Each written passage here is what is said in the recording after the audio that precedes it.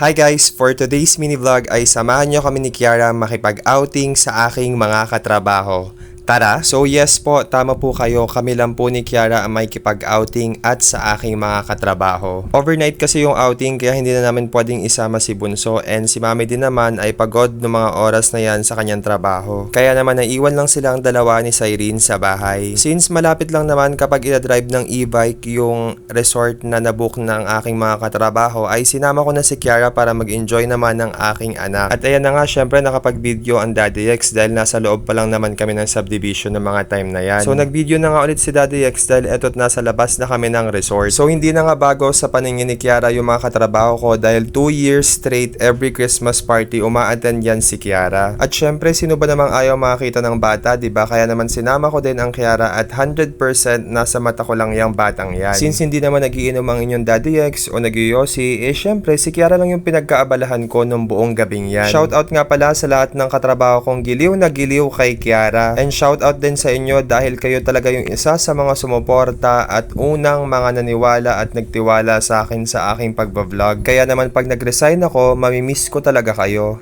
Chucks. Maraming salamat sa inyong lahat dahil sobrang seryoso ako habang buhay nandito kayo sa puso ko. Mabalik na nga pala tayo dyan sa video guys. Etong at binigyan na ni Kuya Yani etong anak kong si Kiara ng watermelon. Favorite kasi yan ni Kiara. Sa moment na to, etong at kami lang dalawa ni Kiara ang naiwan sa pool. Nag-start na kasi ang kainan nila. So since busog naman kami nung pumunta dyan, ay syempre nag-swimming na lang kami ni Kiara. Tulad nga ng sinabi ko sa inyo, 100% nasa mata ko lang si Kiara. Sa totoo lang, hindi naman na dapat ako sasama sa swimming na to dahil nga pang umaga pa yung schedule ko kinabukasan, pero naalala ko nga si Kiara na paborito yung pagsuswimming. Abay sumama kami, lalo naman at approved naman kay Mami. Kayo ba, paborito din ba ng mga anak nyo yung pagsuswimming? Comment down below kung ganun din ba yung mga anak nyo. Eto nga pala yung mga groupie photos ng aking mga katrabaho. So ayan, ang sasaya, diba? And eto naman yung mga pictures ni Kiara habang nagsuswimming na kahit gabing-gabi na at madaling araw, ayan, ngiti-ngiti pa din at sobrang saya talaga. Sa totoo lang guys, kung kayo yung nandun, talaga matutuwa din yung inyong mga puso na makita ang inyong anak na masayang masaya. Yun nga lang pala guys. Bye! Paalam!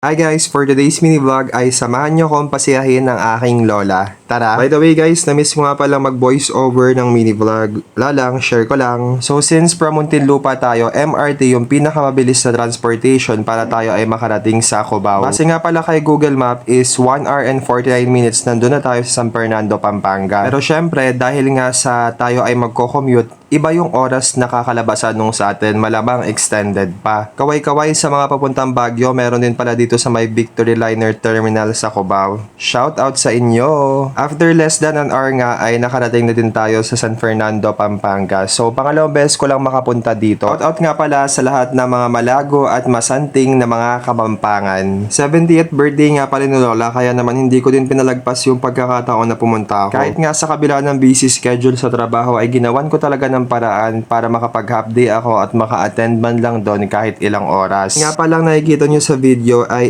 yung time na nung Mother's Day pinuntahan ako nila Lola sa aking trabaho sa Muntinlupa. Kaya naman wala akong excuse kundi syempre suklian din yon at pumunta naman sa kanyang kaarawan. So thank you Lola Risa, Lola Mel and Lola Jessie sa pagpunta. Thank you.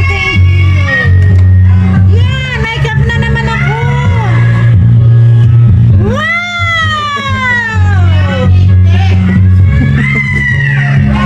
Ganda naman.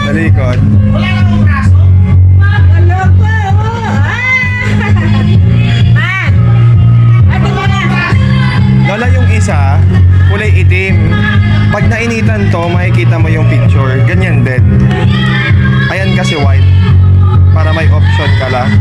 So para sa mga gusto ng cups or mugs na printed katulad nung binigay ko kay Lola na sobrang ganda, DM nyo lang po yan si Ma'am Rhea Cel dahil sobrang legit and sobrang bilis ng serbisyo niyan guys. Thank you Ma'am Rhea Cel sa uulitin po. Maraming salamat. So after ko nga magstay doon ng siguro mga 4 to 5 hours ay eto pa uwi na din ako ng Muntinlupa. Madali nga ako para maabutan ko yung MRT dahil lang alam ko nga ay mga 9 or before 10 close na ang MRT. Pero kahit anong pagmamadali ko pa nga ay wala, hindi pa din talaga ako umabot. Kaya ay nagtanong-tanong ako at naglakad-lakad ako kung paano ako makakarating ng Ayala. So medyo nakakatakot yung part na yan dahil nga naglakad ako sa tabi ng EDSA na sobrang dilim pero okay lang, safe naman ako. At nakasakay naman ako ng bus papunta ng Ayala. Pagdating nga ng Ayala ay syempre nawala na din yung aking kaba at pangamba dahil alam kong konting-konti na lang ay nasa Muntinlupa na ako. Eto nga, at touchdown na nga tayo sa Muntinlupa and yan, shout out sa Stairway to Heaven na kahit gabi na puting-puti pa rin at nakakatakot akyatin. So ayan, dito nga pala ako nakatira sa JPA Subdivision sa Muntinlupa. And konting lakad pa ay nandito na din ako malapit sa aming bahay. Yun lamang guys. Bye! Paalam!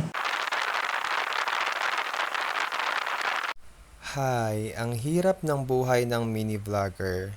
Tatakbo ka, i-advance mo yung camera, isi-set up mo, tapos lalakad ka na kunwari hindi ikaw yung nag-ayos. Chucks. Hi guys, for today's mini vlog ay samahan nyo kami sa aming biyahe papunta ng San Pablo, Laguna.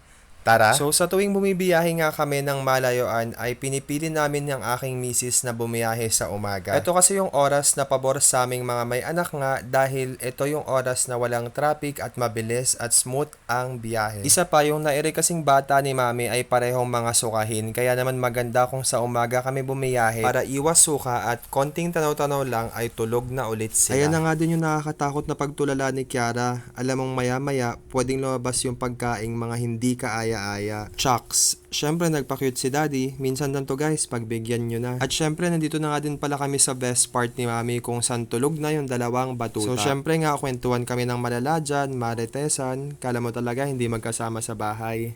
Kayo ba guys, anong mga prepared yung oras pag bumibiyahe kayo ng malayuan? Sa umaga din ba? Sa tanghali? Sa hapon? Comment nyo naman sa baba para mabasa ko. Baka katulad din namin kayo na mas gusto sa umaga yung biyahe. Minsan nga din pala naman kami sa gabi din bumibiyahe kung saan patulog na din yung mga bata para naman hindi kayo mahasel kapag sila nga ay sumuka. So wala nga lang din pala kaming trip dyan ni mami sa video kundi pagpapakyut lang at pagpapaganda. O diba? Shout out sa iyo mami, napakaganda mo, I love you. 1 hour and 30 minutes nga pala bago kami makarating ng San Pablo kaya eto si mami umidlip muna. Nakakatuwa nga silang pagmasdan tatlo, talagang ang himbing-himbing ng tulog kaya eto trinay ko din naman kung makakatulog nga ba ako. Pero kahit anong gawin ko, eto nga't nagising lang din naman ako dahil syempre hawak ko naman yung camera kaya nga heto't dumilat na din ako.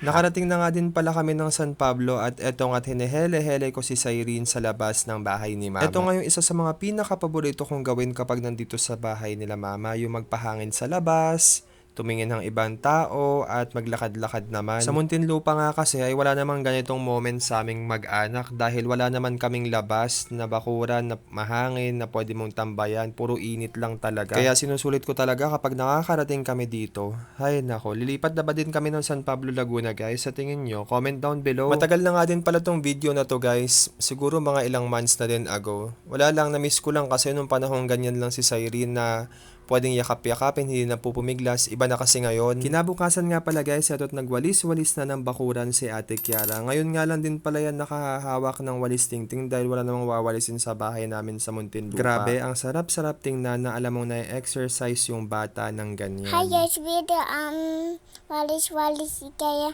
Jax. Bye, paalam. Hi guys, video give flowers kaya tapos kaya.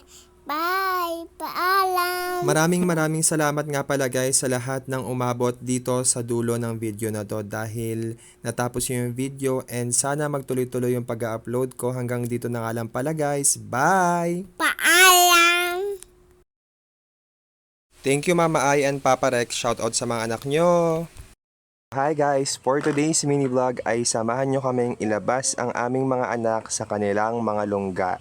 Tara! Ito nga palang video na to ay nung nakaraang nagkaroon ng holiday kung saan double pay. Kaya naman naisip ni Mami na since double pay ay double play.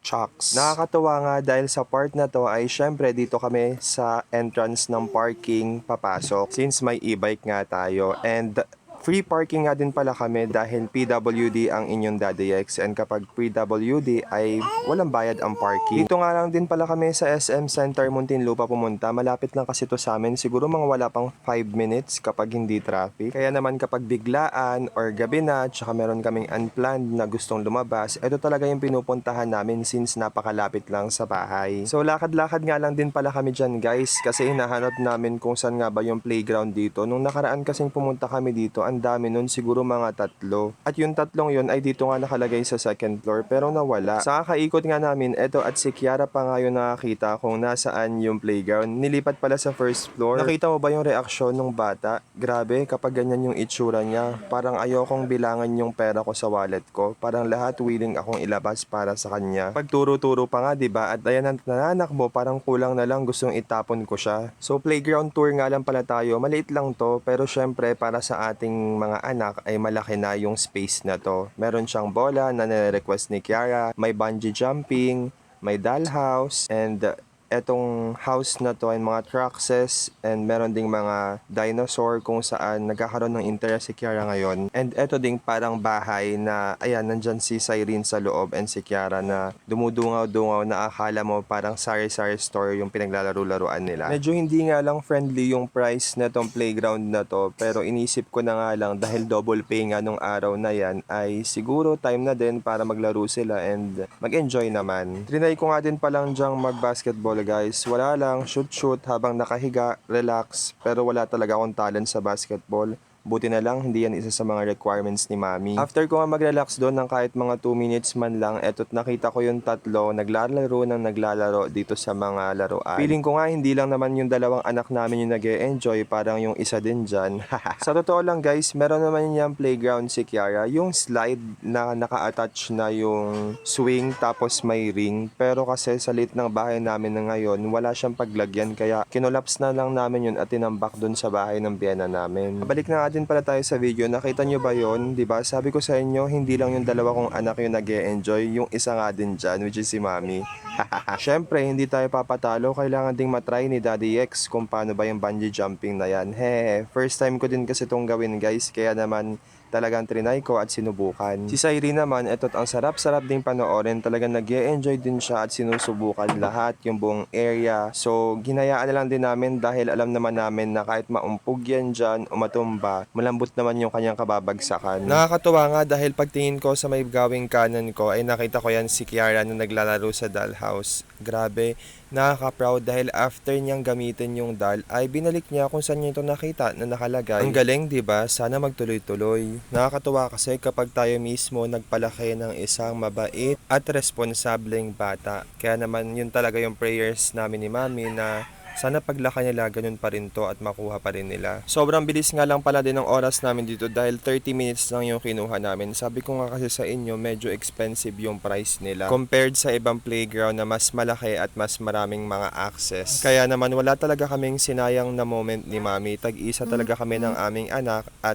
pinag-ikot-ikot din talaga namin sila sa buong playground. Nakakatuwa nga sa part na to dahil na videoan pala ako ni Mami kung saan antok at bored na ako, and yan, nakita pa nga din dyan sa video kung saan humihikab nga ako dahil galing nga kasi ako sa work niyan. Kaya pagod at antok ako, pero syempre dahil ako nga yung tipong gusto ko present ako sa lahat ng bagay at oras para sa anak ko, ay hindi ko pinalagpas at ininda ko yung antok at pagod ko para sa mga anak ko dahil gusto ko nga kasama ko sila, lalo na sa mga times na ganito kung saan makikita mo silang masaya. So kung nakita nyo nga din pala kanina, may isang bata lang na nakasabay to si Kiara at si Cyrene. Kaya naman parang naka-private talaga sila and wala silang ibang kalaro and walang ibang batang nakikipag-agawa ng toys sa kanila. Yun na nga lang ang inisip namin the whole time na parang naka-private at inarkila namin tong buong playground para sa mga anak namin. Nung napagod nga din kami ni Mami ay eto tumambay kami dito sa may bungee jumping. Ang lambot-lambot lang kasi guys, sobrang nakaka-enjoy and nakaka-relax pala tong bungee jumping. Try nyo din to next time guys na makipag-play sa inyong mga anak. and bigyan sila ng oras na ma-experience to. Lalo na kung may free time naman kayo and may extra money. Dahil alam kong papasok to sa core memories nila kung saan kahit malaki at matatanda na sila, maaalala pa rin nila yung mga bagay na ganito na kasama nyo sila. Lagi nating tatandaan na lahat kaya nating gawin at ibigay sa anak natin, pero syempre dun lang din tayo mabuhay or magbigay sa mga kaya natin. Huwag nating pilitin yung mga bagay-bagay dahil napakahirap sa atin din yung balik niyan. Maraming salamat sa lahat ng umabot sa dulo ng video na to dahil nandito pa rin kayo sa kabila ng ingay ng manok, ng sasakyan na dumadaan at ng anak ko. Nandito kasi kami sa San Pablo guys, so medyo province to guys, kaya naman marami talaga kayong maririnig unlike sa voice over ko pag nasa Muntinlupa na sobrang kulog. Nandito na nga lang pala yung video. Yun lamang guys. Bye! Paalam! Thank you Ma'am JV Joy Hernandez Manalastas for appreciating Ate Kiara's VO. Hi guys! For today's mini vlog ay samahan nyo kaming bilhin ang birthday gift namin kay Mama. Tara! So dito nga kami nag-ikot-ikot at naglibot-libot dahil galing na daw dito si Mama at meron na siyang napiling rep. Kaya eto, chinecheck na lang namin. Mas gusto ko nga bilhin kay Mama yung no frost freezer na kind ng rep dahil para hindi na siya mahirapang mag-manual defrost. Pero base dun sa nag-assist sa amin, kung sa tindahan daw siya gagamitin ay mas maigi yung manual defrost. Pero para sa akin nga, mas gusto ko nga na yung no frost na yung gamitin at bilhin namin. And para naman ma-upgrade kami, kalimitan kasing mga manual defrost guys ay yung kanyang mga division ay puro griller style. And glass naman yung division para sa manual defrost. Nung tinanong ko nga yung nag-assist sa amin, sinabi niya naman na mabilis lang daw tumigas yung yelo sa manual. Kaya naman sabi ko, kung yun lang din naman yung pinagkaiba nila, dun na ako sa no frost kasi hindi naman priority nila Mama yung pagpapatigas agad at pagbibenta ng yelo. Yan nga palang nakikita nyo sa video guys, yan daw yung first choice ni Mama. Sobrang gustong gusto niya daw yan dahil matangkad, maraming malalagay, and yan daw talaga yung pasok na kulay para sa kanya. Pagkatapos nga namin yung kilatisin at mag-agree na yan nga yung bilhin namin, abay sa kasamaang palad, wala daw pong bagong stock. And sabi nung nag-assist sa amin, 10 months na daw yung display. So automatic, X. Lumipat nga kami ng ibang place at dito kami napadpad sa may Imperial sa San Pablo, Laguna. At diretso na nga kami dito sa napulsuhan naming tatlo ng tito ko at ng aking kapatid. Ito ay ang hire. Pagkatapos nga na yung magpakuha ng new stock ay eto't nag-ikot-ikot muna kami ni Kiara dito sa Imperial. Nakakatuwa mamili dito ng appliances guys dahil sobrang daming pamimilian. Kaya kung ako pa sa inyo, ano pang inaantay nyo mga San Pableños? Punta na sa Imperial. By the way guys, ayaw nga pala ni Mama ng white na rep, kaya naman dahil birthday niya, prinank namin siya. Akala ko sa amin ko, bakit yan? Hindi kami pumili kasi nga wala nga doon. Pangit nga yung mga ano doon. Hindi namin gusto. Tsaka hayaan mo na naputi yung color ng rep na nabili namin.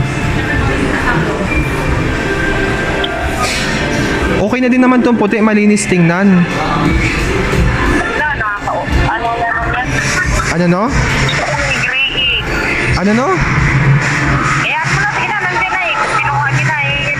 Sorry na agad, Mama. Hahaha. I love you, Mama. Happiest birthday. Hindi na nga pala uso yung puting rep, guys. Kaya sa mga team puti, good luck sa inyo. By the way, guys, nakita ko nga pala yung classmate ko nung high school na 13 years ko nang hindi nakikita. So, shout out sa'yo, Gretel. Ingat ka palagi and more sale to come. Matapos nga naming isettle ang payment, eto nga't sinakay na sa likod ng tricycle yung rep. Grabe, hindi ako makapaniwala sa part na to. Kaya palang ilagay sa likod ng tricycle yung rep. Feeling ko kasi malalaglag at baka tumihaya yung tricycle. Shout out na nga din pala dyan sa kapatid ko, abay gusto din atang mag mini vlog. Go sis! So sobrang amazed ko nga, eto't may pa-video pa ako habang umaandar yung tricycle. So kaya naman pala talaga. Sabi din kasi ng tito ko, ilan na daw yung nasakay niyang pasaherong bumili ng rep at kaya naman daw nung tricycle niya. So bago nga pala ang lahat, eto't i-ref tour ko muna kayo. Yan nga pala yung bunsong kapatid na kaedad nito ng ref. Ito yung salarin kung bakit kami napabili ng bagong ref. Wala na nga din palang hawakan tong lumang ref nila Mama at puro kalawang na nga din yan and kaya nilagyan na lang nila ng sticker paper. Imagine nyo guys, 15 years na tong rep na to and never tong pinagawa. So ayan yung loob niya, ginawa na siyang tambakan dahil mga ilang araw na din niyang hindi gumagana dahil nga sa nasira. Tingnan nyo naman yung pinto ng freezer, grabe, kinabit-kabitan na lang ng alambre para mabuo yung pinakapinto niya. So eto yung loob ng freezer niya. Etong tinuturo ko, yan yung nabutas ng bunso naming kapatid. Siguro nagpapapalit na nga din yung rep at pagod na. 15 years ba naman sa bakbakan eh, 'di ba? Graduate na talaga siya. So yan, paalam sa'yo, maraming salamat sa iyong serbisyo sa aming pamilya. Nilabas na nga din pala namin siya ni Tito sa bahay dahil hindi naman sila magkakasya ng bagong rep kapag pinasok na namin yung bagong rep. Sobrang liit lang kasi ng bahay nila mama guys. Grabe, isang dipa ko lang talaga. Literal na isang dipa ko lang. Isang dipa ko lang siya na pahaba and may second floor kaya naman kahit papano ay nakakagalaw-galaw naman kami. Grabe yung nakikita nyo. Kung nakita nyo kanina, pinasok namin yung rep at nilabas namin. Sumabit kasi siya guys. Alam nyo yun, wala pang isang oras sa amin yung rep pero nagasgasan na namin.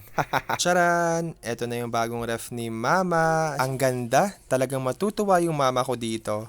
Shucks! No frost and inverter nga din pala itong nakuha namin kaya alam namin tipid to sa kuryente. And isa din sa mga hinahanap namin sa freezer ay yung malalim. Yung kalimitan kasi yung iba guys medyo mababaw lang. So hanggang 7 yung cooling system nito. Meron siyang chiller and meron siyang 3 layers bukod pa dun sa vegetable drawer niya. And sa wakas guys, after so many years, may ilaw na din yung ref namin. Grabe. Hanggang dito na nga lang pala yung video. Yun lamang guys. Bye! Paalam! Sino ka? Sino ka? Wow! Puti! Ito ba? Puti! Wow! Bilis mag-ice! Thank you Mami Imes and family. Nag-enjoy talaga kami ni Mrs. Hehehe.